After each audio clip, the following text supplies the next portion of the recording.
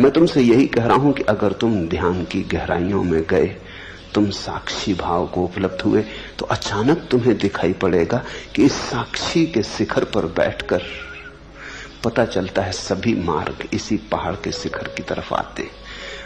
उन मार्गों के प्रारंभ होने के बिंदु कितने ही भिन्न हो, उनकी अंतिम पूर्णाहुति एक ही शिखर पर होती। सभी मार्ग वहीं आ जाते हैं जहां साक्षी भाव है।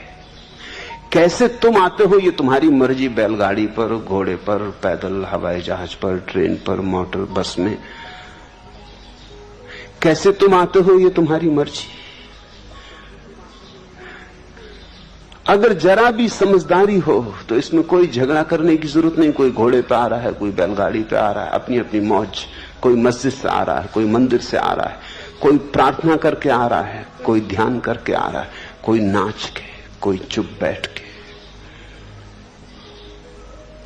लेकिन अगर साक्षी भाव जग रहा है, अगर तुम्हारे भीतर जागरूकता की किरण फूट रही, प्रभात हो रहा है, होश गहन हो रहा है, अब तुम बेहोशी से नहीं जीते, होश से जीने लगे हो, और तुम्हारे जीवन में करुणा और प्रेम की छाया आने लगी।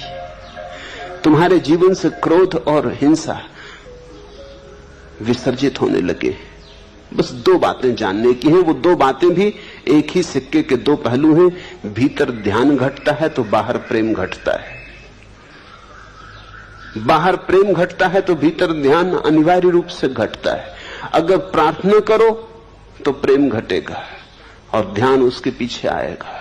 अगर ध्यान करो तो ध्यान घटेगा और प्रार्थना उसके पीछे से आएगी। तुम दो में से कोई एक साध लो, दूसरा अपने आप सध जाता है।